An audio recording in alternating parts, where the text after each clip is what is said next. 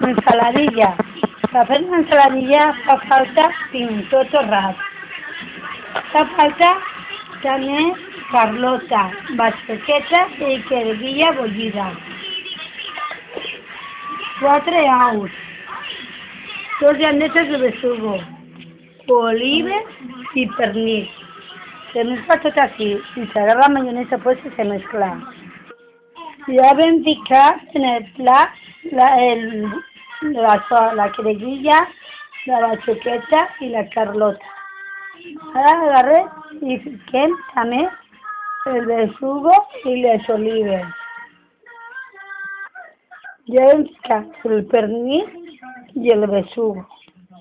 Ara falta el saus dur. Ara tallem el saus i després pimentonet. Anem a tallar els saus a trossets. Ja hem tallat els saus. Ara queda fer el pimentó. Ja tenim el pimentó i l'ou. El pimentó és a fer xicotets i els ous a trossets xiconinots. Ara anem a mesclar-ho tot.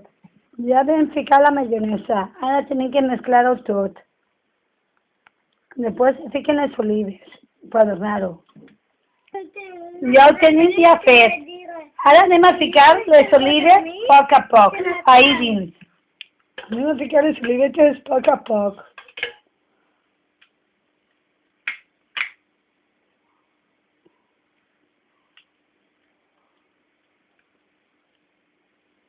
Molt bé, Xina.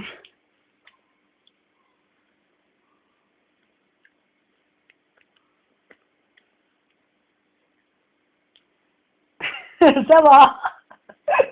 A mi. Està fixant de un gust, Pues també te menges el plat. No. Vale. Ja ho has ficat? Has sobrat olivetes? Vale. Només està gravant. I així mirant que tu tens la cassola, el casset de la mayonesa també. Molt bé, ara tenim la mayonesa feta. Ara anem a guisar-la en la nevera. I ja està.